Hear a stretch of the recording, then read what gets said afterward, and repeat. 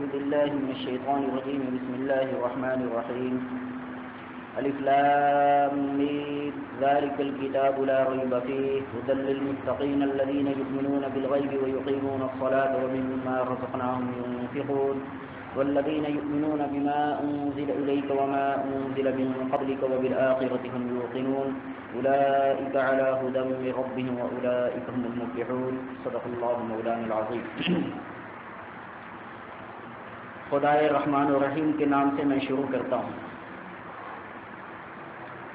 الف لام میم وما یعلم تأویلہ الا اللہ، اللہ کے سوا اس کا معنی کوئی نہیں جانتا. ذالک الکتاب لا ریب فیہ، وہ کتاب جس میں کوئی شک نہیں، اللہ تعالیٰ کے خوف کی وجہ سے، اللہ تعالیٰ کے ڈر کی وجہ سے گناہوں سے بچنے والوں کے لیے ہدایت ہے، جن کی پہلی علامت یہ ہے کہ وہ ایمان بالغیب رکھتے ہیں، یعنی بن دیکھے مانتے ہیں. ماننے کے لیے دیکھنے کی کوئی قید نہیں لگاتے. بن دیکھے تجھے ہم نے خدا مان لیا ہے، ایک دیکھنے والے کا کہاں مان لیا ہے.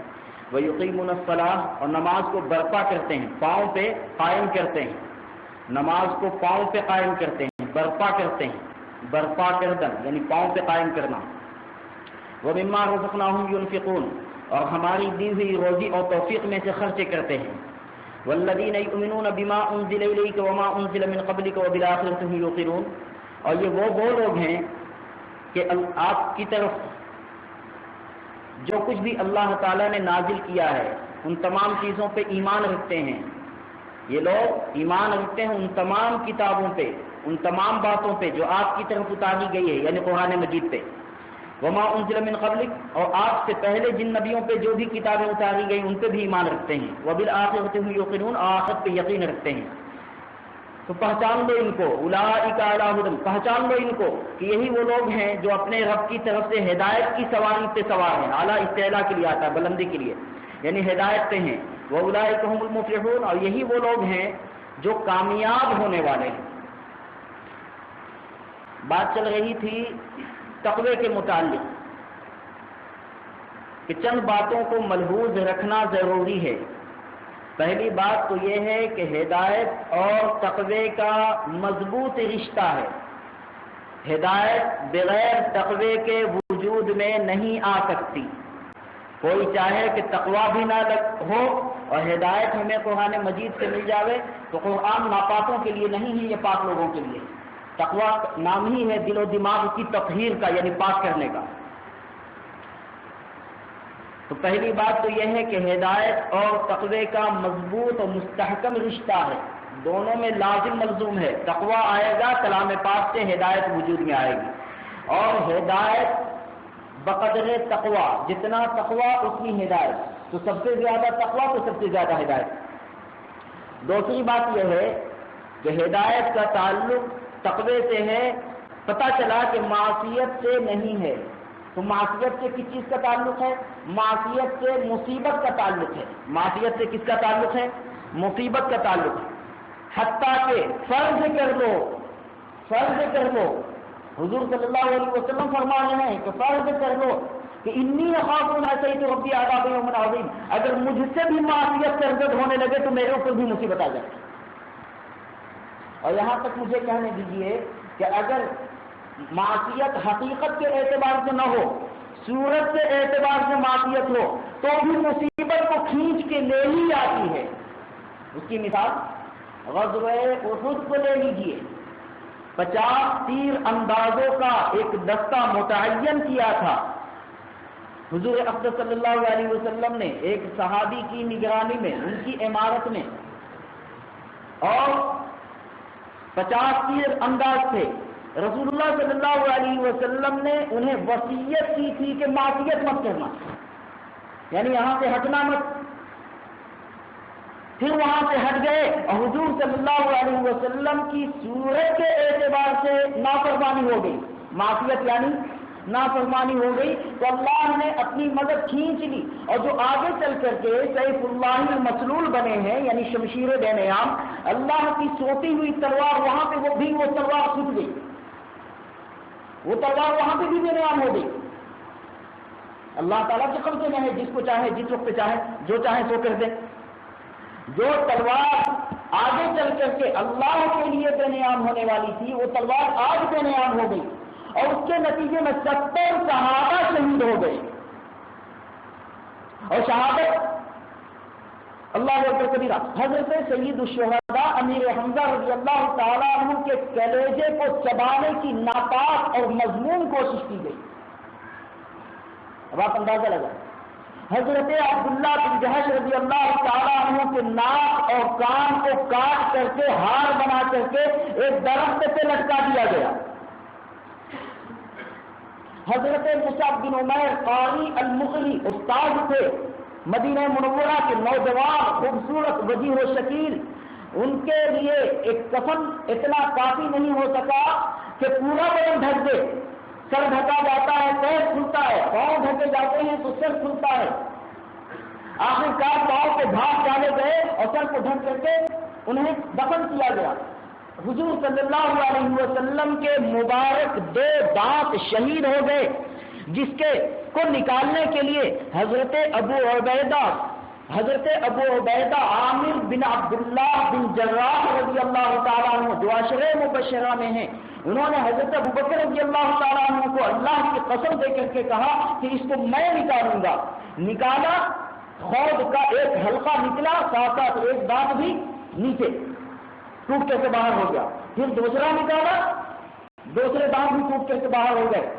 لکھا ہے مؤرخین نے کہ پہلے تو بھی خوبصورت تھے مگر اب زیادہ خوبصورت حضرت ابو عبیدہ بن جراح لگنے لگے۔ کیوں؟ اس لیے کہ حضور صلی اللہ علیہ وسلم کی خدمت کی تھی اس وقت۔ تو یہ سب مصیبتیں معصیت کی وجہ سے نہیں آئی، معصیت کی صورت کی وجہ سے آئی۔ پھر معصیت کس کو کہتے ہیں؟ گناہ کس کو کہتے ہیں؟ گناہ میں نیت کو دخل ہے۔ اگر نیت گناہ کی نہیں ہے تو گناہ نہیں ہوتا، یہ الگ بات ہے کہ مصیبت آئی جاتی ہے۔ کیوں؟ اس لیے کہ دیکھنے میں وہ بھی معصیت کی طرح ہے۔ اللہ اکبر، پتہ چلا کہ نقل بھی نہیں کرنی چاہیے، نقل بھی نہیں کرنی چاہیے۔ جیسے حضرت اللہ صاحب کرام، ان سے کیا پتہ ضرورت ہو گئی، اس کے لیے ہم کیا کہیں گے کہ تو ہے معصوم تیری ادائیں معصوم، تو ہے معصوم تیری ادائیں معصوم، سچ ہے کہ ہوتی ہیں تیری خطائیں معصوم۔ وہاں معصومانہ غلطی ہوئی، نیت میں فساد نہیں تھا، نیت میں فساد نہیں تھا، گناہ کرنے کا ارادہ نہیں تھا، لیکن دیکھنے کے اعتبار سے وہ گناہ ہو گیا غیر کا علم نہ ہونے کی وجہ سے۔ مگر اللہ تعالیٰ نے سمجھا دیا کہ گناہ کی صورت بھی اگر بن جائے گی تو بھی مصیبت لے کر کے آئے گی، کہ جائے کہ گناہ ہو تو پہلا ضابطہ یہ یاد رکھیے کہ ہدایت اور تقوی کا مضبوط رشتہ ہے دونوں میں۔ دوسرا ضابطہ یہ یاد رکھیے کہ ہدایت کا تعلق تقوی سے ہے تو پھر معصیت کا تعلق مصیبت سے ہے۔ معصیت ہوتی ہے چاہتے ہیں کہ کلام پاک میں ہدایت مل جائے گناہ کرتے ہوئے، تو ایسا ممکن نہیں ہے۔ ہم خدا خواہی وہ ہم دنیا دوں، یہ خیالت تو مہارت تو جنوں، جو خدا بھی چاہتا ہے اور کمینی دنیا کا بھی طالب ہے، یہ خیال ہے، محال ہے، پاگل پنی ہے۔ تو معصیت کے ساتھ ہدایت جمع نہیں ہو سکتی، بلکہ ہدایت معصیت کے ساتھ تو مصیبت جمع ہوتی ہے۔ امام الانبیاء صلی اللہ علیہ وسلم نے فرمایا کہ دل سے فرض کر لو کہ میں بھی اگر گناہ کروں، حالانکہ نبی الانبیاء ہے، آپ کے ہاتھ گناہ کا تصور ہی نہیں ہے، وہ آدمی ایمان سے نکل جائے گا جو آپ صلی اللہ علیہ وسلم کو نعوذ باللہ گنہگار سمجھے، ایمان سے نکل جائے گا۔ لیکن اس کے باوجود کہہ رہے ہیں فرض کر لو کہ اگر مجھ سے بھی معصیت سرزد ہو تو اللہ رب العزت مجھے بھی مصیبت میں مبتلا کر دیں گے، بلکہ مجھے کہنے دیجئے کہ ڈبل مصیبت آپ پہ آئے گی۔ اذا لأذقناک ضعف الحیات وضعف الممات ثم لا تجد لك علینا نصیرا۔ اگر آپ کا معمولی جھکاؤ گنہگاروں کی طرف ہو جائے گا، اگر آپ کا معمولی جھکاؤ گنہگاروں کی طرف ہو جائے گا تو آپ کو ڈبل سزا دیں گے دنیا میں بھی اور ڈبل سزا دیں گے آخرت میں بھی۔ اذا لأذقناک ضعف الحیات وضعف الممات ثم لا تجد لك علینا نصیرا۔ پھر اے اللہ کے رسول صلی اللہ علیہ وسلم، آپ بے دست و پا اور بے یارو مددگار ہو جائیں گے کہ کوئی آپ کا ہاتھ بٹانے والا بھی نہیں ملے گا، اتنے مجبور ہو جائیں گے آپ۔ تو یہ دوسری بات ہوئی کہ مصیبت، معصیت مصیبت کو کھینچ کر کے لاتی ہے۔ اور تیسری بات یاد رکھیں، یہ دو باتیں یاد ہو گئی نا، اب تیسری بات یاد رکھیں، عصیان نسیان کا سبب ہے۔ معصیت کے معنی گناہ اور عصیان کے معنی بھی گناہ، صرف لفظ کا فرق ہے۔ معصیت کے معنی بھی گناہ اور عصیان کے معنی بھی گناہ۔ عصیان نسیان کا سبب ہے، ہم دین کی باتوں کو کیوں بھولتے ہیں؟ نسیان کیوں ہوتا ہے؟ ہمیں دین کی باتوں کو ہم کیوں بھولتے ہیں؟ قرآن پاک کی آیتیں ہم کیوں بھولتے ہیں؟ حدیثیں ہمیں کیوں یاد نہیں رہتی؟ جو باتیں ہم کتابوں میں دیکھتے ہیں یا اہل علم حضرات سے سنا کرتے ہیں، اس کو کیوں بھول جاتے ہیں؟ اس کی بنیادی وجہ میرے دوست بزرگوں یہ ہے، اس کی بنیادی وجہ یہ ہے کہ ہم میں عصیان ہے، اطاعتی عصیان یعنی نافرمانی گناہ ہے ہم میں۔ عصیان نسیان کا سبب ہے، یعنی گناہ بھولنے کا سبب ہے۔ اور حضور صلی اللہ علیہ وسلم نے فرمایا لِكُلِّ شَيْءٍ آفَةٌ وَآفَةُ الْعِلْمِ النِّسْيَانُ، ہر چیز کے لیے ایک آفت ہے اور علم کی آفت ہے بھولنا۔ کیا ہے دوستو؟ بھولنا۔ یہی وجہ ہے کہ حضور اکرم صلی اللہ علیہ وسلم سے اللہ تعالیٰ نے وعدہ کیا سَنُقْرِئُكَ فَلَا تَنْسَىٰ، کہ ہم آپ کو وہ علم دیں گے کہ آپ اس کو بھولیں گے نہیں۔ اس لیے اگر چاہتے ہو کہ ہدایت مل جائے اور اگر چاہتے ہو کہ علم کی باتیں ذہن میں محفوظ رہیں تو خدا کے واسطے متقی بن جاؤ اور گناہوں سے توبہ کر لو، اور توبہ کے انتظار میں توبہ کا انتظار مت کرو۔ ہر وقت خشک دست دہر مغتنم شمار، کسرا وقوف نئے سے انجام کار چیز، جو وقت بھی مل جائے توبہ کا توبہ کر لو، خدا جانے آنے والا لمحہ توبہ کا موقع دے گا یا نہیں دے گا۔ کتنے لوگ ایسے ہیں کہ بغیر توبہ کی دنیا سے چلے گئے، اور موت یہ نہیں کہتے آتی کہ یہ بچہ ہے یا جوان ہے یا بوڑھا، کسی کو بھی موت آ سکتی ہے۔ نبی الانبیاء صلی اللہ علیہ وسلم کے بچے کو بھی موت آئی ہے۔ آپ صلی اللہ علیہ وسلم کی گود میں بچے کی موت آ گئی، ابراہیم۔ تو اب آپ اندازہ لگائیں کہ موت کسی کو کہہ کے نہیں آتی، اس لیے جو وقت مل جائے متقی بننے کے ارادے سے توبہ کر لو۔ کیوں؟ اس لیے تقوی کی بنیاد ہے توبہ، اور توبہ کی بنیاد ہے احساس۔ توبہ کی بنیاد کیا ہے؟ احساس۔ اللہ نے اقبال فرماتے ہیں وائے ناکامی متائے کارواں جاتا رہا، اور کارواں کے دل سے احساس زیا جاتا رہا۔ ہائے افسوس، قافلے کا سامان لٹ گیا اور لٹنے کا احساس بھی لٹ گیا۔ افسوس یہ نہیں کہ قافلے کا سامان لٹ گیا، اس سے بھی بھاری افسوس کی بات بتا دیں کہ لٹنے کا احساس بھی لٹ گیا۔ سب سے زیادہ قیمتی سرمایہ ایمان و عمل کا سرمایہ ہے، مگر ہمارے دو دشمن یعنی نفس اور شیطان، اندر کا دشمن باہر کا دشمن۔ نفس کے بارے میں حضور صلی اللہ علیہ وسلم نے فرمایا آدھا عدوی کا نفس التی بین جنبی، تیرا سب سے خطرناک دشمن وہ نفس ہے جو تیرے دونوں پہلوؤں کے بیچ میں موجود ہے۔ آدھا عدوی کا نفس التی بین جنبی، تیرا سب سے خطرناک دشمن وہ نفس ہے جو تیرے دونوں پہلوؤں کے بیچ میں ہے۔ گلستہ میں لکھا ہے حضرت شیخ سعدی علیہ الرحمٰن نے کہ ایک بزرگ سے میں نے اس کا مطلب پوچھا کہ حضرت اس حدیث کا کیا مطلب ہے، تو حضرت نے فرمایا کہ اس کا مطلب یہ ہے کہ دنیا کے جس دشمن کے ساتھ تم احسان کرو گے تمہارا دوست بن جائے گا۔ ادفع باللتی ہی احسن فاذا الذی بینک وبینہ عداوۃ کأنہ ولی حمیم، کہ اللہ ضابطہ بتا رہے ہیں کہ تم اپنے دشمن کو اگر دوست بنانا چاہتے ہو تو اس کے ساتھ احسان کرنا شروع کر دو، تمہارا دوست بن جائے گا۔ مگر کہا کہ یہ وہ نفس ہے کہ جتنا اس کے ساتھ احسان کرو گے اتنی ہی زیادہ خطرناک دشمن ہوتا چلا جائے۔ اب آپ اندازہ لگا کہ ان دونوں دشمنوں نے ہمارے ایمان و عمل سے ڈاکہ ڈالا ہوا ہے، ہمیں توبہ کی فرصت لینے نہیں دیتا۔ اس لیے میرے دوستو، اگر چاہتے ہو کہ قرآن سے ہدایت ملے تو توبہ کرو، گناہوں سے تقوی پیدا کرو۔ اگر چاہتے ہو کہ جو علم اللہ نے دیا ہے سینے میں موجود ہے اگر سے محفوظ رہے اور اس سے کوئی آفت نہ آئے، جیسا کہ حضور صلی اللہ علیہ وسلم نے فرمایا آفت العلم النسیان، علم کی آفت ہے بھولنا، تو خدا گناہوں سے توبہ کرو۔ آفت العلم النسیان، کہ نسیان سبب ہے نسیان کا۔ امام شافعی علیہ الرحمٰن نے اپنے استاد حضرت وکیع رحمۃ اللہ علیہ سے باضابطہ شکایت کی، شکوت الی وکیع سوء حفظی فارشدنی الی ترک المعاصی فان العلم نور من الہ ونور اللہ لا یہدی لعاصی۔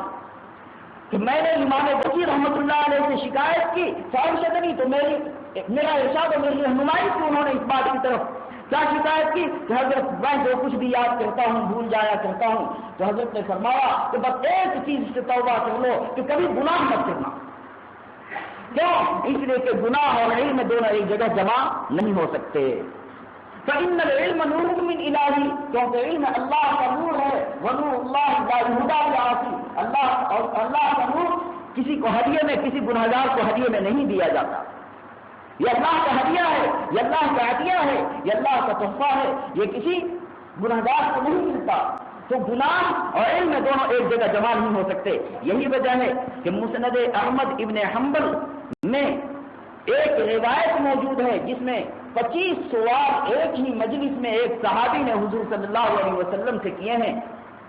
اس میں ایک سوال یہ بھی کیا ہے کہ اريد ان اكون اعلم الناس، میں چاہتا ہوں کہ لوگوں میں عالم بن جاؤں۔ عالم نہیں، عالم کے معنی جاننے والا، علام کے معنی بہت جاننے والا، علامہ کے معنی بہت جاننے والا، اور عالم کے معنی سب سے زیادہ جاننے والا۔ تو حضور صلی اللہ علیہ وسلم سے یہ سوال کر رہا ہے، وہ صحابی سوال کر رہے ہیں کہ اريد ان اكون اعلم الناس، میں تمام لوگوں میں سب سے زیادہ علم والا بننا چاہتا ہوں۔ تو حضور صلی اللہ علیہ وسلم نے فرمایا اتق اللہ تكن اعلم الناس، متقی بن جاؤ، سب سے بھاری عالم بن جاؤ، متقی بن جاؤ، سب سے بھاری عالم بن جاؤ گے۔ پتہ چلا کہ تقوی کے اوپر اللہ نے علم لدنی کا وعدہ کیا ہے۔ کس کا وعدہ کیا دوستو؟ علم لدنی کا وعدہ کیا ہے۔ علامہ احمد الجماعتی رحمۃ اللہ علیہ نے اس واقعے کو لکھا ہے کہ امی محض انگوٹھا چھاپ بزرگ الف سے یا تک بھی جن کو یاد نہیں، میں نے ان سے 6 مہینے تک ان کا میں نے امتحان لیا۔ کن کا؟ حضرت عبدالعزیز جبار رحمۃ اللہ علیہ کا۔ امی محض سے وہ کچھ نہیں جانتے تھے، کسی استاد سے انہوں نے علم حاصل نہیں کیا، لیکن اللہ اپنی قدرت دکھانا چاہتے ہیں۔ کسی سے علم حاصل نہیں کیا، کہا کہ 6 مہینے تک میں نے ان کا امتحان لیا۔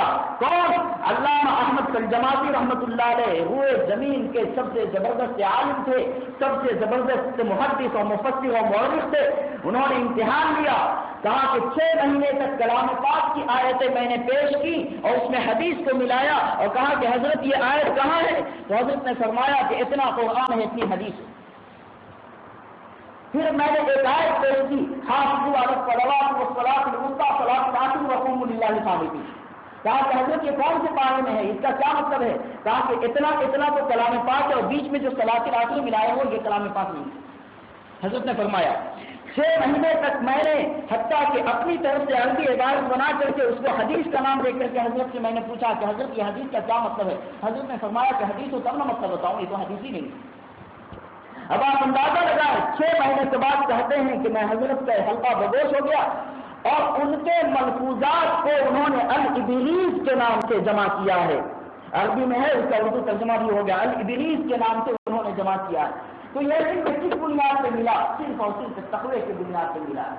اب سوال پیدا ہوتا ہے کہ تقوی کی روح کیا ہے، اس کی جان کیا ہے؟ تو کلام پاک کی سورۃ النساء کی پہلی آیت کو سمجھ لیں گے تو تقوی کی جان بھی آپ کے ہاتھ میں آ جائے گی، تقوی کی روح کا بھی علم ہو جائے گا، تقوی کے محرک کا بھی علم ہو جائے گا، جس سے تقوی وجود میں آتا ہے۔ یا ایھا الناس اتقوا ربکم الذی خلقکم من نفس واحدۃ وخلق منها زوجها وبث منهما رجالا كثيرا ونساء واتقوا الله الذي تساءلون به والارحام ان الله كان عليكم رقيبا۔ کہ اللہ سے ڈرو تم، کیوں؟ ان اللہ كان عليكم رقيبا، ان کے معنی ہے سبب، کہ اس سبب سے کہ اللہ تم پہ رقیب ہے، نگراں ہے، اللہ تم پہ نگہبان ہے۔ تم سب سے چھپ سکتے ہو لیکن اللہ سے تم نہیں چھپ سکتے۔ تو جس کے اندر یہ تصور پیدا ہو جائے کہ اللہ رقیب ہے، ان اللہ كان عليكم رقیبا، اللہ رقیب ہے یعنی نگہبان ہے، ایک ایک نقل و حرکت کو دیکھنے والا، کہ اس سے کوئی چھپ نہیں سکتا، تو کبھی بھی اس آدمی کو گناہ کی جرأت نہیں ہوگی، کبھی بھی اس آدمی کو معصیت کی ہمت نہیں ہوگی۔ کیوں؟ اس لیے کہ اس کے دل میں یہ یقین پیدا ہو چکا ہے کہ ہمیں کوئی دیکھتا ہے، جو کہتا ہے تو چھپ کے اہل جہاں سے، کوئی دیکھتا ہے تجھے آسمان سے۔ پھر نافرمانی مشکل ہو جائے گی۔ اب آپ کہیں گے کہ کیا کلام پاک کی کوئی مثال اس کی ملتی ہے کہ کسی چیز کا، کسی شخصیت کا، بھاری بھرکم شخصیت کا تصور دل میں بیٹھ جائے کہ وہ ہمیں دیکھتا ہے، آقا ہمیں دیکھ رہا ہے، امیر ہمیں دیکھ رہا ہے، تو ہم اس کی نافرمانی سے بچیں؟ کیا کلام پاک سے کوئی اس کی مثال ملتی ہے؟ تو یقیناً ملتی ہے۔ کلام پاک کے 22ویں جز میں موجود ہے، فلما قضینا علیہ الموت ما دلهم علی موتہ، فلما قضینا علیہ الموت ما دلهم علی موتہ الا دابۃ الارض تأکل من سأبہ فلما خر تبینت الجن ان لو كانوا يعلمون الغیب ما لبثوا فی العذاب المہین، کہ حضرت داؤد علیہ السلام نے البیت المقدس، بیت المقدس، مسجد اقصی کی بنیاد رکھی، لیکن پائے تکمیل تک نہیں پہنچی، یہاں تک کہ حضرت دنیا سے رخصت ہو گئے۔ تو حضرت سلیمان علیہ السلام جو ان کے علم و عمل اور تخت و تاج کے وارث بنے، حضرت سلیمان علیہ السلام نے اس تکمیل، اس عمارت کی، اس مسجد کی تکمیل کا منصوبہ بنایا اور ارادہ کر لیا کہ مسجد اقصی البیت المقدس جو فلسطین میں ہے، فلسطین کی مسجد کو پائے تکمیل تک پہنچانا ہے۔ اس کے لیے انہوں نے جنوں کو کام میں لگایا، جنات سے کام لیا، جناتوں سے کام لیا۔ جنات اونچی اونچی بلڈنگیں بناتے تھے حضرت سلیمان علیہ السلام کے لیے، اور بہت سارے کام کرتے تھے۔ مسجد اقصی کی تعمیر میں جنات کو لگا دیا، لیکن مسجد اقصی کی تعمیر مکمل نہیں ہوئی کہ موت حضرت کے سامنے آ گئی۔ تو حضرت ایک لاٹھی سے ٹیک لگائے ہوئے ہیں اور اسی حالت میں ان کا انتقال ہو گیا۔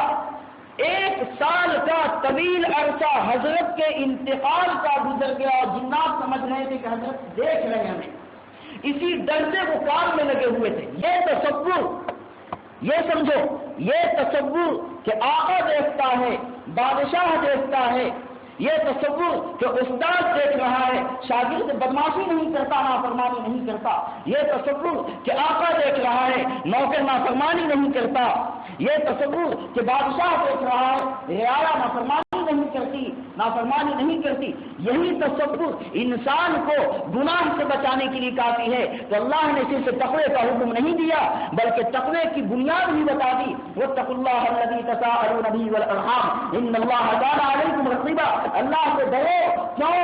اس لیے کہ اللہ تم سے رقیب ہے، نگہبان ہے، تمہیں دیکھتا ہے۔ سلیمان علیہ السلام تو ان لوگوں نے سمجھا کہ حضرت زندہ ہے، دیکھ رہے ہیں، جہاں بدماشی کریں گے، جنوں کی قوم بہت فسادی ہوتی ہے، جہاں بدماشی کریں گے وہیں لچ لگنے شروع ہو جائیں گے، وہیں پٹائی شروع ہو جائے گی، وہیں زنجیروں میں جیسے حضرت سمندر میں پھنسا دیں گے۔ حضرت کی طرف سے یہ سزا جنوں کو ملتی تھی۔ 1 سال میں جیسی ہی کام مکمل ہو گیا، اللہ فرماتے ہیں فلما قضینا علیہ الموت ما دلهم علی موتہ، کہ ان کی موت کا کسی نے پتہ نہ دیا سوائے دابۃ الارض کے۔ کیا مطلب؟ جس لاٹھی سے آپ ٹیک لگائے ہوئے تھے اس میں گھن لگ گیا تھا، اس میں دیمک لگ گئی تھی، اس نے اس کو چاٹ لیا، اندر سے کھوکھلا کر دیا، وہ لاٹھی ٹوٹی، حضرت گر گئے نیچے، خر تبینت الجن، تو جنوں کے سامنے یہ بات کھل کر کے آ گئی، اللہ کانوا یعلمون الغیب ما لبثوا فی العذاب المہین، اگر یہ غیب دان ہوتے تو عذاب مہین میں ذلت آمیز عذاب میں کبھی بھی گرفتار نہ ہوتے۔ تو میرے دوستوں، میں آپ سے پوچھنا چاہتا ہوں کہ جنوں کو کس نے نافرمانی سے روکا؟ صرف اور صرف اس تصور نے، اس خیال نے، اس دھیان میں روکا ہے کہ ہمیں کوئی دیکھ رہا ہے۔ تو یہ بتاؤ کہ ہمیں کوئی دیکھتا ہے یا نہیں دیکھتا؟ کلام پاک نے کہا ما یکون من نجوی ثلاثۃ الا هو رابعهم ولا خمسۃ الا هو سادسهم، کہ جہاں 3 ہوتے ہیں چوتھا اللہ ہوتا ہے، جہاں 4 ہوتے ہیں پانچواں اللہ ہوتا ہے، یا 3 سے کم یا 5 سے زیادہ جو بھی ہو وہاں اللہ موجود ہوتا ہے۔ حضرت ابو بکر رضی اللہ تعالیٰ عنہ نے شکایت کی، یا رسول اللہ صلی اللہ علیہ وسلم، یہ کفار تو غار کے سامنے آ گئے ہیں، یہ کھوہ کے سامنے آ گئے ہیں، اگر ذرا سے سر جھکائیں گے تو ہمیں دیکھ لیں گے۔ تو کہا کہ ما ظنک یا ابا بکر باثنین واللہ ثالثہما، اے ابو بکر ان 2 کے بارے میں تمہارا کیا خیال ہے کہ تیسرا اللہ بھی موجود ہے؟ لا تحزن ان اللہ معنا، غم نہ کرو، اللہ ہمارے ساتھ ہے، اللہ نے وہاں بچایا۔ حضرت جبرائیل علیہ السلام نے حضرت ابراہیم علیہ السلام سے کہا کہ میں آپ کی مدد کے لیے تیار ہوں، آ گیا ہوں، کیا آپ کی میں مدد کروں؟ تو کہا کہ یہ بتاؤ کہ اللہ ہمیں دیکھ رہا ہے، ہمیں دیکھ رہا ہے، یقین اللہ ہمیں دیکھ رہا ہے، تو حسبی اللہ و نعم الوکیل، میرے لیے آپ کی مدد کی ضرورت نہیں ہے، اللہ کی مدد کافی ہے۔ حضرت موسیٰ علیہ السلام سے ان کی قوم نے کہا انا لمدرکون، اب ہم تو پھنس گئے، اب ہم تو گرفتار ہو گئے۔ کہ موسیٰ علیہ السلام سے کہہ رہے ہیں کہ سامنے سمندر ہے اور پیچھے دشمن کود چکا ہے، اب بھاگے تو کہاں بھاگے؟ تو کہا کلا ہرگز نہیں، ان معی ربی سیہدین، میرے ساتھ اللہ ہے جو مجھے دیکھ رہا ہے، جو مجھے دیکھ رہا ہے۔ ماں نے بیٹی سے کہا کہ بیٹی دودھ میں پانی ملا دو، بیٹی نے کہا کہ امی امیر المومنین کا اعلان آپ کو معلوم نہیں ہے؟ کہا کہ امیر المومنین کی نگاہیں کہاں دیکھ رہی ہیں؟ تو کہا کہ امیر المومنین کا پیدا کرنے والا مولا دیکھ رہا ہے۔ حضرت عبداللہ بن عمر رضی اللہ تعالیٰ عنہ نے چرواہے کو کہا کہ اے چرواہا، تو ایک بکری ہے، اس بکری کو مالک کی اجازت کے بغیر ہی صحیح لیکن دے دے، ہم ذبح کرتے ہیں، اس کا گوشت ہم بنائیں گے، ہم بھی کھائیں گے، تو بھی کھائے گا۔ تو اس نے کہا کہ فإن اللہ کہاں چلا گیا؟ اللہ ہمیں دیکھ رہا ہے۔ اسی کا نام ہے تقویٰ۔ یہ تصور جس دن پیدا ہو جائے گا، تنہائی میں رہو گے، اس دن بھی گناہ سے بچ جاؤ گے۔ یہی وجہ ہے کہ جب تک کہ تقویٰ پیدا نہیں ہوتا تھا امامت نہیں ملتی تھی، جب تک کہ تقویٰ پیدا نہیں ہوتا تھا خلافت نہیں ملتی تھی، جب تک کہ تقویٰ پیدا نہیں ہوتا تھا حکومت نہیں ملتی تھی۔ آج متقی نہیں اور امام بنا دیا، آج متقی نہیں بادشاہ بنا دیا، آج متقی نہیں اور خلیفہ بنا دیا، پتا چلا کہ خود بھی ظالم برباد ہو رہا ہے اور ساری دنیا میں فساد مچایا ہوتا ہے۔ متقی نہیں جاہلوں کو جس کے اندر تقویٰ نہیں اور اس کو حکومت میں بیٹھا دیا کہ ملک کو لوٹ کے کھا گیا۔ ایسے دغاباز، ایسے مکار حکومت میں بیٹھ جانے، دو امیر ہو، سب وزیر ہو، مشرا دیوا کنم ان چنی ارکان دولت ملک کے راویرا کنم، کہ کتے کو بادشاہ بنایا اور بلی کو وزیر بنایا اور چوہے کو جو ہے نا دیوان بنا دیا، منشی بنا دیا۔ اس طرح ملک والوں نے ملک کو برباد کر دیا۔ تو پہلے زمانے میں تقوی کی بنیاد، تقوی کو بنیاد بنا کر حکومت دی جاتی تھی اور تقوی کو بنیاد بنا کر امامت دی جاتی تھی اور تقوی کو بنیاد بنا کر خلافت دی جاتی تھی۔ یعنی دنیا کا منصب ہو یا دین کا منصب ہو، کوئی بھی منصب بغیر تقوی کے کسی کو نہیں ملتا تھا، بغیر تقوی کے کسی کو نہیں ملتا تھا۔ آج کمی کسی چیز کی نہیں، عالم کی کمی نہیں، حفاظ کی کمی نہیں، مفتیوں کی کمی نہیں اور دولت مندوں کی کمی نہیں ہے، نیتاؤں کی کمی نہیں ہے، کمی ہے تو تقوی والوں کی کمی ہے، تقوی والوں کی کمی ہے۔ اور یہی بنیاد تھی کہ حضور صلی اللہ علیہ وسلم نے صحابہ کے اندر سب سے پہلے جس چیز کو پیدا کیا تھا وہ اللہ کا خوف پیدا کیا تھا کہ اللہ کا خوف ہوگا تو امین ہوگا، اللہ کا خوف ہوگا تو صادق ہوگا، اللہ کا خوف ہوگا تو نمازی ہوگا، اللہ کا خوف ہوگا تو عزدار ہوگا، اللہ کا خوف ہوگا تو مزکی ہوگا، اللہ کا خوف ہوگا تو مصلی ہوگا، اللہ کا خوف ہوگا تو امین و صادق ہوگا۔ اللہ کا خوف نہیں ہے تو ہر گناہ آسان، اللہ کا خوف ہے تو ہر عبادت آسان۔ اسی لیے خدا للمتقین کی قید لگا دی ہے۔ خدا اللہ کا وعدہ میں دیتا ہوں کہ اگر تقویٰ پیدا نہیں ہوا تو کلام پاک سے نہ ہدایت ملی ہے نہ ہدایت ملے گی، کسی کو نہیں مل سکتی، چاہے مفتی بن کر کے کوئی بیٹھے، چاہے قاضی بن کر کے بیٹھے، چاہے کوئی کچھ بن جائے، لیکن کسی کو کچھ ملنے والا نہیں ہے۔ اسی لیے سب سے پہلے خدا للمتقین کی قید لگا دی۔ حضرت ابو بکر رضی اللہ تعالیٰ عنہ کے متعلق کلام پاک نے فیصلہ کر دیا وَسَيُجَنَّبُهَا الْأَتْقَى الَّذِي يُؤْتِي مَالَهُ يَتَزَكَّى، کہ جہنم سے وہ سب سے زیادہ اللہ سے ڈرنے والا بچایا جائے گا، جہنم سے سب سے زیادہ اللہ سے ڈرنے والا، سب سے بھاری متقی یعنی ابو بکر رضی اللہ تعالیٰ عنہ بچائے جائیں گے، بچ جائیں گے، جو اپنا مال صرف اور صرف اللہ کو راضی کرنے کے لیے دیا کرتے ہیں۔ جب ابو بکر رضی اللہ تعالیٰ عنہ اطلاع ہوئے تو امامت کا منصب جب آیا، امامت کا موقع آیا تو حضور صلی اللہ علیہ وسلم نے فرمایا مروا ابا بکر فلیصلی بالناس، کہ ابو بکر کو یہ حکم دو کہ لوگوں کی امامت کریں۔ کیوں؟ کلام پاک ابو بکر کو اتقا کہا ہے، اور میں نے بتا دیا کہ پہلے زمانے میں صرف اور صرف تقویٰ دیکھا جاتا تھا، کسی کا حسب نسب نہیں دیکھا جاتا تھا۔ ان اکرمکم عند اللہ اتقاکم، اگر عزت چاہتے ہو تو شیخ سید وغیرہ بننے کی ضرورت نہیں ہے، اگر عزت چاہتے ہو تو تم صرف اور صرف اپنے اندر تقویٰ پیدا کر لو. تقویٰ پیدا کر لو گے تو تمہیں عزت ملے گی. اگر نہیں پیدا کرو گے تو ابو لہب ذلیل ہو گیا, ابو جہل ذلیل ہو گیا, تمہیں بھی اللہ ذلیل کر دے. تقویٰ بنیاد ہے. تو حضور صلی اللہ علیہ وسلم نے فرمایا مرو ابا بکر فلیصلی بالناس, ابو بکر کو حکم دو کہ وہ لوگوں کی امامت کرے. کیوں؟ اس لیے کہ ابو بکر میں جو تقویٰ ہے وہ تقویٰ قیامت تک کسی میں نہیں. تقوی کی بنیاد پہ امامت ملی. اور صرف حضور صلی اللہ علیہ وسلم نہیں بلکہ صحابہ بھی حضور صلی اللہ علیہ وسلم کے حکم دینے سے پہلے ابو بکر رضی اللہ تعالیٰ عنہ کو امام بنا چکے تھے. صرف ایک بنیاد پہ, وہ ہے تقوی. تقوی کی بنیاد پہ امام بنا چکے تھے. ریاض الصالحین میں امام نووی شافعی رحمۃ اللہ علیہ نے یہ حدیث نقل کی ہے کہ امام بنا چکے تھے. حضور صلی اللہ علیہ وسلم قبیلہ بنو عمرو بن عوف میں گئے, آپس میں ناچاقی ہو گئی تھی, اختلاف ہو گیا تھا. حضرت ابو بکر حضور صلی اللہ علیہ وسلم وہاں تشریف لے گئے صلح صفائی کے لیے, مصالحت کے لیے. کیوں؟ انما المؤمنون اخوہ, ایمان والے بھائی بھائی ہیں. آج ایمان والوں میں اختلاف ہوتا ہے تو موت اور غیبت کرتے ہیں, چغلی کرتے, دونوں میں دوری پیدا کر دیتے. نہیں, یہ کلام پاک کا فیصلہ نہیں ہے, یہ کلام پاک کا مزاج نہیں ہے. کلام پاک کا مزاج بس ایک ہے کہ اگر ایمان ہے تو تمہارا بھائی ہے. ایمان کی بنیاد پہ اخوت کا درجہ دے دیا گیا. انما المؤمنون اخوہ. حضور صلی اللہ علیہ وسلم مصالحت کرا رہے ہیں, صلح صفائی کر رہے ہیں. نماز کا وقت ہو گیا, جماعت کا وقت ہو گیا. حضرت بلال حبشی رضی اللہ تعالیٰ عنہ تشریف لائے اور کہا کہ اے ابو بکر رضی اللہ تعالیٰ عنہ, جو امت میں سب سے افضل ہیں, آپ آئیے اور مصلی کو سنبھالیے, کیونکہ حضور صلی اللہ علیہ وسلم کا نائب اگر کوئی بن سکتا ہے تو وہ بن سکتا ہے جس کو کلام پاک نے اتقا کہا ہے, سب سے زیادہ تقویٰ والا. تو حضرت نے مصلی کو سنبھالا. جیسے ہی مصلی کو سنبھالا تو پیچھے سے حضرت حضور اقدس صلی اللہ علیہ وسلم تشریف لائے. تو صحابہ میں شور مچ گیا.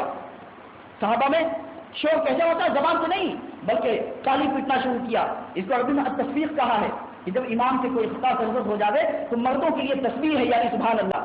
جیسا کہ ایک دن آپ لوگوں نے کہا تھا ماشاءاللہ, اس دن مجھے بہت خوشی ہوئی کہ ماشاءاللہ حدیثیں یاد ہیں آپ لوگوں کو. اور عورتوں کے لیے تصفیق ہے, ہاتھ پہ ہاتھ مارنا, زبان نہیں کھولنا اس کو. تو صحابہ نے ہاتھ پہ ہاتھ مارنا شروع کیا, یہاں تک کہ ابو بکر رضی اللہ تعالیٰ عنہ کی نماز تو ایسی ہوتی تھی نا, بہت دیر کے بعد پڑھتے تو دیکھا سیدہ رسول اللہ صلی اللہ علیہ وسلم, رسول اللہ صلی اللہ علیہ وسلم وہاں موجود ہیں, پیچھے پڑھتے. اور امامت تو حضرت ابو بکر رضی اللہ تعالیٰ پیچھے پڑھ گئے. حضور صلی اللہ علیہ وسلم نے اشارہ کیا, ابو بکر تم مصلی پہ رہو, پیچھے آنے کی ضرورت نہیں. مگر اشارے کے باوجود پیچھے آ گئے اور مقتدیوں کے صف میں شامل ہو گئے. ابو بکر رضی اللہ تعالیٰ نے امامت کی اور نماز کی تکمیل کی. حضور صلی اللہ علیہ وسلم نے امامت کی اور نماز کی تکمیل کی. ابو بکر رضی اللہ عنہ مقتدی بنے. نماز کے بعد حضور صلی اللہ علیہ وسلم نے 2 سوال کیے, 2 باتیں کی. ایک تو صحابہ کو سمجھایا کہ تسبیح للرجال و تصفیق للنساء, کہ ہاتھ سے ہاتھ مارنے کی ضرورت نہیں تھی تمہیں, یہ تو عورتوں کے لیے ہے, تمہیں تو زبان سے سبحان اللہ کہنا چاہیے تھا. ہاں, اور پھر حضرت ابو بکر رضی اللہ عنہ سے پوچھا کہ تم نے امامت کیوں نہیں کیا ابو بکر؟ تو کہا کہ ما کان لابن ابی قحافہ ان یصلی بالناس بین یدی رسول اللہ صلی اللہ علیہ وسلم, کہ ابو قحافہ کے بیٹے کی یہ مدد کہ نبی صلی اللہ علیہ وسلم کے سامنے نبی کا امام بن سکے. ابو قحافہ کے بیٹے کی یہ وجہ, اسی لیے شاہ ولی اللہ محدث دہلوی رحمۃ اللہ نے لکھا ہے کہ حضور صلی اللہ علیہ وسلم نے اپنی امت میں سے صرف حضرت عبد الرحمن بن عوف کے پیچھے نماز ادا کی ہے. کیوں؟ ابو بکر رضی اللہ عنہ نے فرما دیا ما کان لابن ابی قحافہ ان یصلی بالناس بین یدی رسول اللہ صلی اللہ علیہ وسلم. ابو قحافہ کے بیٹے کی یہ مجال کہ نبی صلی اللہ علیہ وسلم کا امام بنے, نبی صلی اللہ علیہ وسلم کے سامنے مصلی پہ آئے. حضور صلی اللہ علیہ وسلم مزاج پہچان گئے کہ ابو بکر تو امامت کر ہی نہیں پائے گا. حضرت عبد الرحمن بن عوف رضی اللہ عنہ کے پیچھے حضور صلی اللہ علیہ وسلم نے زندگی میں ایک مرتبہ نماز ادا کی ہے. تو ابو بکر رضی اللہ عنہ کو حضور صلی اللہ علیہ وسلم نے تقوی کی بنیاد پہ کہا تھا کہ مروا ابا بکر فلیصلی بالناس, کہ ابو بکر کو حکم دو کہ وہ مصلی سنبھالے.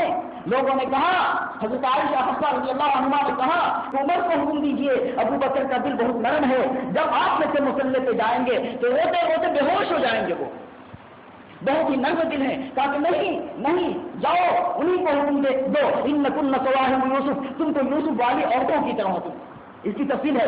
بہرحال تو حضور صلی اللہ علیہ وسلم نے تقوی کی بنیاد سے کس کو امام بنایا؟ حضرت ابوبکر رضی اللہ عنہ کو امام بنایا. تو امامت کا منصب دین میں سب سے اونچا منصب ہے، اسی لیے حضرت ابوبکر رضی اللہ عنہ کو امام بنایا. اور جب خلافت کا مسئلہ آیا تو حضرت ابو عبیدہ بن جراح رضی اللہ تعالیٰ عنہ سے، جن کا نام میں نے بتایا مالک عامر بن عبداللہ بن جراح، یعنی ان کے والد کا نام تھا عبداللہ، لیکن اپنے باپ کو انہوں نے قتل کر دیا تھا غزوہ بدر کے موقع پہ، اس لیے ان کو دادا کی طرف منسوب کرتے ہیں. کیا کہتے ہیں؟ ابو عبیدہ بن جراح. ابو عبیدہ کنیت ہے، نام کیا ہے؟ عامر بن عبداللہ بن جراح، لیکن باپ کا نام حضرت کرتے ہیں ابو عبیدہ بن جراح کہا کرتے ہیں. تو ابو عبیدہ بن جراح رضی اللہ تعالیٰ عنہ کے ہاتھ میں ہاتھ دیا حضرت عمر رضی اللہ عنہ نے اور کہا کہ آپ صلی اللہ علیہ وسلم نے آپ کو اس امت کا امین کہا ہے، اسی لیے آپ کے علاوہ کون خلافت کا مستحق ہو سکتا ہے؟ تو ابو عبیدہ بن جراح نے کہا رضی اللہ تعالیٰ عنہ کہ عمر مجھے خلیفہ بناؤ گے؟ ارے ابو بکر رضی اللہ تعالیٰ عنہ کے رہتے ہوئے کسی صحابی کو ہمت ہو سکتی ہے تو وہ خلیفہ بنے کیوں؟ اسی لیے کہ حضور صلی اللہ علیہ وسلم نے اپنی آخری زندگی میں تقوی کی بنیاد پہ ابو بکر کو امام بنایا ہے، جس کو حضور صلی اللہ علیہ وسلم نے امام بنایا، ہم نے اسی کو امام بنایا. سقیفہ بنی سعدہ میں خلافت کی بحث چل رہی تھی. ایک انصاری صاحب اٹھے اور کہا کہ امیر منا و امیر منکم، ہم میں کا ایک امیر ہوگا، تم میں کا ایک امیر ہوگا، یعنی ایک انصار میں سے ہوگا، ایک مہاجر میں سے ہوگا، ایک مدنی ہوگا، ایک مکی ہوگا. کہا کہ امیر منا و امیر منکم. حضرت ابوبکر رضی اللہ عنہ نے فوراً کہا امیر منا و وزیر منکم، ہمارا امیر ہوگا اور تمہارا وزیر ہوگا. ایک جملے میں فیصلہ کر دیا. کیا کہا؟ انصار نے امیر منا و امیر منکم، ایک امیر ہم میں کا ہوگا، ایک امیر تم میں کا ہوگا. لیکن حضرت ابوبکر رضی اللہ تعالیٰ عنہ نے فوراً کہا امیر منا و وزیر منکم، ہم میں کا امیر ہوگا، تم میں کا وزیر ہوگا. ایسی پہ فیصلہ ہو. اللہ اکبر. ماننے کا جذبہ دیکھیے. آج ٹکراؤ آپس میں. فوراً کہا امیر منا و وزیر منکم، ہم میں کا امیر ہوگا، تم میں کا وزیر ہوگا. بہرحال تقوی نے جو ہے نا حکومت تک پہنچایا. اور مزید سمجھو کہ تقوی کی بنیاد، خلافت کی بنیاد ہی تقوی ہے. آج جس کو جو چاہا خلافت دے دی اور لکھ کے دے دیا کہ ہمارا خلیفہ ہے. حضرت شیخ شہاب الدین سہروردی رحمۃ اللہ علیہ ایک بزرگ گزرے ہیں. اس واقعے کو سنا کر کے بات ختم کرتا ہوں اور آپ لوگوں سے پھر میں کہتا ہوں تقوی کے خدا کے واسطے میں اپیل کرتا ہوں کہ بدماشی ہو چکی اب تک لوگوں کو دامن سے دھو، جو ہوا سو ہوا، اللہ ما قصرت، جو غلطی ہو گئی سو ہو گئی. اللہ نے شکایت کی ہے ایمان والوں سے. الم یعن للذین آمنوا ان تخشع قلوبهم لذکر اللہ، کیا ایمان والوں کے لیے ابھی بھی توبہ کا وقت نہیں آیا؟ یہ وہ آیت ہے کہ فضیل بن عیاض جیسے ڈاکو کو توبہ کی توفیق دے دی. یہ وہ آیت ہے کہ خواجہ ابراہیم بن ادم رحمۃ اللہ علیہ نے حکومت کو ٹھکرا دیا. یہ وہ آیت ہے کہ امام المحدثین عبداللہ بن مبارک رحمۃ اللہ علیہ نے توبہ کر دی ہے اس آیت کو سن کر. یہ وہ آیت ہے کہ بشر حافظ نے توبہ کی ہے، بھائی بھائی شرابیوں نے، بدماشوں نے توبہ کی ہے. تو الحمدللہ آپ کا مجمع بدماشوں کا مجمع نہیں ہے، شرابیوں کا مجمع نہیں ہے، لیکن کچھ گناہ ہم میں ہے ایسے. لہذا اس آیت کو میں سامنے رکھتا ہوں. الم یعن للذین آمنوا ان تخشع قلوبهم لذکر اللہ، کیا ایمان والوں کے لیے ابھی بھی توبہ کا وقت نہیں آیا؟ بولیے آ گیا، آ گیا. انشاءاللہ توبہ کریں گے. انشاءاللہ کیسی توبہ کریں گے؟ اللہ نے فرمایا قرآن پاک میں، ایک تو توبہ کی دعوت اللہ نے تمام ایمان والوں کو دی ہے. وَتُوبُوا إِلَى اللَّهِ جَمِيعًا أَيُّهَا الْمُؤْمِنُونَ لَعَلَّكُمْ تُفْلِحُونَ. اے ایمان والو سب مل کر توبہ کرو، اکا دکا توبہ کرنے سے کام نہیں ہے. وہ وَتُوبُوا إِلَى اللَّهِ جَمِيعًا سب مل کر توبہ کرو. أَيُّهَا الْمُؤْمِنُونَ اے ایمان والو لَعَلَّكُمْ تُفْلِحُونَ، تاکہ تم کامیاب ہو جاؤ. پتہ چلا کہ کامیابی اللہ نے اجتماعی توبہ میں چھپا رکھی ہے. تو اجتماعی توبہ کریں گے انشاءاللہ. کل آئیں گے تو سب توبہ کر کے آئیں گے انشاءاللہ. پھر آپ کہیں گے کہ پھر گناہ ہو جائے گا، پھر توبہ کرو. پھر آپ کہیں گے پھر گناہ ہو جائے گا، پھر توبہ. کیوں؟ اس لیے کہ شاعر کہتا ہے باز آ ہر آ کے ہستی باز آ، گرتا بھی گبرو بترستی باز آ. درد ہے ماں درد ہے مودی بھی نے دل خود بار توبہ شکستی باز آ. توبہ کر ہر آ کے ہستی باز آ. تو جو بھی ہے، تو جیسا بھی ہے، تو توبہ کر. اگر تو کافر ہے تو توبہ کر، اگر تو بت پرست ہے تو توبہ کر، اگر تو شرابی کباب کافر بدماش عیار مکار دجال ہے تو توبہ کر. قل یا عبادی الذین اسرفوا علی انفسہم لا تقنطوا من رحمت اللہ. اللہ کی رحمت مایوسی کا دروازہ یہاں نہیں ہے. اللہ کی رحمت کا دروازہ ہے, مایوسی کا دروازہ نہیں ہے. ہر آنکھ ہستی باز آ گر کافر و گبر بت پرستی باز آ. یہ درگہ ماں درگہ نومیدی نے, یہ ہمارا دربار نا امیدی کا دربار نہیں ہے. گر صد بار توبہ شکستی باز آ, اگر 100 مرتبہ آپ سے توبہ کر کے ٹوٹ چکی ہے تو گھبرانے کی ضرورت نہیں ہے, پھر توبہ کر. اس لیے ٹوٹنے سے نہیں گھبرائیں گے, مایوس نہیں ہوں گے نا. کیوں مایوس ہو جائیں گے تو کافر اور ظالم ہو جائیں گے. کیا ہو جائیں گے؟ کافر اور ظالم. کلام پاک نے کہا لا تیأسوا من روح اللہ انہ لا یئس من روح اللہ الا القوم الکافرون. گناہ کر لیا پھر کر لیا پھر کر لیا, 1000 مرتبہ بھی گناہ کر لو تو مایوس مت ہونا. شیطان گناہ کرا کے مایوس کہتا ہے, اللہ مایوس نہیں کرتے. قل یا عبادی, آپ کہہ دیجیے اے میرے بندو, اے میرے بندو. میرے بندو کہاں ہے؟ پتا چلا کہ اللہ رحمت کرنا چاہتے ہیں. الذین اسرفوا علی انفسہم, اگر شرک کیا ہے تو دنیا میں توبہ کر لے. آخر میں شرک کی معافی نہیں ہے.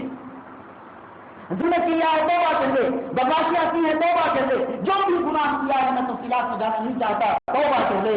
لا تقنطوا من رحمت اللہ ان اللہ یغفر الذنوب جميعا انہ هو الغفور الرحیم. تو توبہ سب مل کر کے کریں اور کیسی کریں, اس کے لیے دوسری آیت ہے یا ایھا الذین آمنوا توبوا الی اللہ توبۃ نصوحا عسى ربکم ان یکفر عنکم سیئاتکم.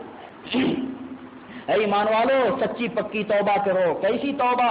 ای توبۃ اللہ رجعت بعد کما لا یعود اللبن فی الزرع. ایسی توبہ کرو کہ دوبارہ گناہ کی طرف نہ پلٹو. نیت یہی ہو اگرچہ گناہ ہو جائے, گھبراؤ گے نہیں نا انشاءاللہ, مایوس نہیں ہونا ہے انشاءاللہ. کہا کہ جس طریقے سے دودھ تھن سے نکلتا ہے تھن میں دوبارہ واپس نہیں جاتا, اسی طریقے سے ہم توبہ کر لیں. اور یاد رکھو کہ 100 چوہے کھا کے بلی حج کو چلی جو کہتے ہیں نا, تو یہ مسئلہ غلط ہے, یہ علم کی روشنی میں غلط ہے. یہ غلط کیوں؟ مسئلہ 100 چوہے کھانے کا نہیں ہے, حج کرنے کا ہے. حدیث میں آتا ہے کہ 3 نیکیاں ایسی ہیں کہ ماقبل کے گناہ کو معاف کر دے. 100 کیا 100,000 بھی چوہے کھا کے جو ہے نا, 100 چوہے کھا کے بلی حج کو چلی, مسئلہ مشہور ہے نا. یہ غلط ہے شریعت کی روشنی میں. کیسے؟ حدیث میں آتا ہے ان الحج یہدم ما کان قبلہ وان الہجرۃ تہدم ما کان قبلھا وان الاسلام یہدم ما کان قبلہ. ہجرت اپنے ماقبل کے گناہوں کو ڈھا دیتی ہے, حج اپنے ماقبل کے گناہوں کو ڈھا دیتا ہے, اسلام اپنے ماقبل کے گناہوں کو ڈھا دیتا ہے. تو ماقبل کے گناہوں کو معاف کرنے کا اللہ وعدہ کر رہے ہیں, تو پھر یہ کہاں سے آ گیا کہ 100 چوہے کھا کے بلی حج کو چلی؟ 100 چوہے کھانے کا مسئلہ نہیں ہے, بلی کے حج کا مسئلہ. حج چلے گی تو قبول ہو جائے گا. بات سمجھ آ رہی نا؟ تو کہا کہ اس طریقے سے توبہ کرنا کہ دوبارہ تھن, جس طریقے سے دودھ دوبارہ تھن میں واپس نہیں جاتا, اسی طریقے سے گناہ کی طرف نہیں پلٹیں گے. لیکن نفس و شیطان لگا ہوا ہے, اسی لیے گناہ ہو جائے گا. بہرحال جو واقعہ میں سنانا چاہ رہا تھا اس کے اوپر بات ختم کروں گا انشاءاللہ. وہ واقعہ یہ ہے, حضرت شیخ شہاب الدین سہروردی رحمۃ اللہ علیہ امام الاولیاء سے اپنے زمانے میں, اور سلسلہ سہروردیہ کے بانی تھے, جو 4 بزرگوں کے مشہور سلسلے ہیں, قادریہ, چشتیہ, نقشبندیہ اور سہروردیہ. شیخ شہاب الدین سہروردی رحمۃ اللہ علیہ نے ایک کتاب لکھی, آواز المعارف, بہت ہی مشہور کتاب ہے, انہی کی لکھی ہوئی ہے. تو ان کے پاس حضرت زکریا ملتانی رحمۃ اللہ علیہ تشریف لے گئے اور صرف 17 دن قیام کیا. کتنے؟ 17 دن. اور یاد رکھیے گا حضرت شیخ سعدی رحمہ بھی انہی کے خلیفہ تھے. 17 دن کے بعد حضرت نے خلافت دے دی. وہاں سے کوئی 5 سال سے, کوئی 6 سال سے, 7 سال سے وہاں موجود ہے. ان لوگوں کو اشکال ہوا کہ زکریا ملتانی صاحب کو خلافت مل گئی, ہم لوگوں کو اتنے دن میں خلافت نہیں ملی. لیکن کعبہ بھی گئے پر نہ گیا, عشق بتوں کا زمزم بھی پیا پر نہ بجھی آگ جگر کی. ہم لوگ کو توبہ ہی نہیں کرتے, سچی پکی توبہ. تو حضرت نے بلایا اور بلا کر کے سب کے ہاتھ میں ایک ایک پرندہ دیا اور کہا کہ ایسی جگہ ذبح کر کے لے آؤ جہاں تمہیں کوئی نہ دیکھتا ہو. اس وقت اے خدا رہا احد, کہ ایسی جگہ ذبح کرو جہاں تمہیں کوئی نہ دیکھتا ہو. کوئی کہیں گیا, کوئی کہیں گیا, کوئی کہیں گیا, سب کے سب ذبح کر کے لے آئے. حضرت زکریا ملتانی رحمۃ اللہ علیہ ہو بہو ایسی ہی لے کے چلے آئے. ہم لوگوں نے کہا کہ اب ان کا بدھو پنا ظاہر ہوگا, ان کی بیوقوفی ظاہر ہوگی. کہا بتاؤ ایسے بیوقوف آدمی کو خلافت مل گئی, ہاں چپدی کا شعبہ, ان کی حیثیت کیا ہے, ان کی بساط کیا ہے؟ تو کہا کہ بھائی تم نے کیوں ذبح نہیں کیا؟ کہا کہ حضرت انصاف شرط ہے, آپ نے قید لگا دی تھی کہ ایسی جگہ ذبح کرنا جہاں کوئی نہ دیکھتا ہو. لیکن جہاں گیا وہاں تو اللہ موجود تھا, کرامن کاتبین موجود تھے, حافظین فرشتے موجود تھے. یہ تو ان فرشتوں کی نگرانی میں, اللہ کی موجودگی میں کیسے ذبح کرتا؟ اس لیے آپ کی شرط نہیں پائی گئی, اس لیے میں ایسے ہی لے کے چلا آیا. کہا کہ جس دن یہ صفت تم میں پیدا ہو جائے گی نا, اس دن تم کو بھی خلافت مل جائے گی. کہا کہ اچھا گھاس کاٹ کر کے لے آؤ. یہ دوسرا امتحان سے دیا حضرت نے. گھاس کاٹ کے اب سوچا کہ اوہو اب تو جو ہے نا دھوکہ کھا چکے ہیں. دیکھیے امتحان کے بعد اب تو یقین ہو گیا, لیکن اس کے باوجود غلطی کیسی ہوتی ہے. کہا کہ گھاس کاٹ کر کے لے آؤ. سب کے ساتھ سب گئے جنگلوں میں ہری بھری گھاس کاٹ کر کے لے آئے. لیکن بہت دیر کے بعد حضرت زکریا منتالی رحمۃ اللہ علیہ پہنچے اور بالکل خشک گھاس کاٹ کر کے لے کے آئے. پھر کہا کہ اللہ یہ معاملہ کیا ہے, لیکن ہم تو آگے بیوقوف رہیں گے تو جو ہے ہم لوگ خود ہی بیوقوف کہلائیں گے. لہٰذا لیکن اندر سے پیچوتاب کھانے سے معاملہ کیا ہے سمجھ نہیں آتا. ہم لوگ تو ہری بھری گھاس کاٹ کر کے لائے ہیں تاکہ حضرت کو خوشی محسوس ہو, کیونکہ ہری بھری گھاس سے سب کو خوشی ہوتی ہے, لیکن یہ بالکل خشک اور سوکھی ہوئی گھاس کاٹ کے لے آئے. تو سب سے پوچھا کہ بھائی تم لوگ ہری گھاس کاٹ کے کیوں لے آئے؟ تو کہا کہ اس لیے تاکہ آپ کی طبیعت زیادہ خوش ہو. کہا کہ اچھا اور تم کیوں جو ہے خشک گھاس اور سوکھی ہوئی گھاس کاٹ کے لائے ہو؟ تو کہا کہ حضرت ہری بھری گھاس کے پاس سے پہنچا تو مجھے وہ حدیث یاد آ گئی کہ ہری بھری گھاس جو ہے اللہ کے ذکر میں مشغول رہتی ہے. تو میں نے سوچا کہ اگر کاٹ لوں گا تو ذکر اللہ چھوٹ جائے گا, ان کا ذکر اللہ ان کا چھوٹ جائے گا. اس لیے میں نے خشک گھاس جس کو اللہ کے ذکر سے غافل پایا اس کو کاٹ کر کے لے آیا ہوں کہ یہی جلانے کے قابل. کہا کہ جس دن یہ صفت تم میں پیدا ہو جائے گی اس دن خلافت مل جائے گی. تو پتہ چلا کہ تقوی کی بنیاد پہ دنیا کے عہدے بھی ملا کرتے تھے اور دین کا عہدہ بھی ملا کرتا تھا. آج بھی اللہ رب العزت ہمیں عہدے دینے کے لیے تیار ہے. اللہ کے خزانے میں کمی ہے کیا؟ وَإِن مِّن شَيْءٍ إِلَّا عِندَنَا خَزَائِنُهُ, لیکن شرط یہ ہے کہ ہم میں تقوی پیدا ہو جائے. اور تقوی کی بنیاد میں نے بتا دی ہے توبہ, اور توبہ کی بنیاد ہے احساس. احساس کیا کہ تنہائی میں بیٹھ کر کے سوچو اللہ یہ غلطی ہو گئی, اللہ یہ غلطی ہو گئی, اللہ یہ غلطی ہو گئی. اس طریقے سے گناہ کو یاد کر کے کہ 2 وقت نماز ادا کر کے توبہ کرنا. اپنے لیے بھی توبہ کی قبولیت کی دعا مانگو اور تمام ایمان والوں کے لیے بھی توبہ کی قبولیت کی دعا مانگو. یا اللہ یا رحمان یا رحیم ربنا تقبل منا. اے اللہ ہم توبہ کرتے ہیں تمام گناہوں سے, صغیرہ سے کبیرہ سے. اے اللہ ہمارے گناہوں کو معاف فرما. اے اللہ تقوی عطا فرما. اے اللہ تقوی کی برکت سے ہدایت عطا فرما. اے اللہ دنیا و آخرت کے تمام اونچے مناصب ہمیں عطا فرما. اے اللہ متقیوں کے صدقے ہمارے گناہوں کو معاف فرما. اے اللہ کلام پاک سے 100% ہمیں ہدایت عطا فرما. اے اللہ ہماری خطاؤں کو درگزر فرما. اے اللہ ان دعاؤں کو محض اپنے فضل و کرم سے رسول اللہ صلی اللہ علیہ وسلم کی آہوں کی برکت سے بے انتہا قبول فرما. آمین یا رب العالمین. سبحان ربک رب العزت عما یصفون و سلام علی المرسلین.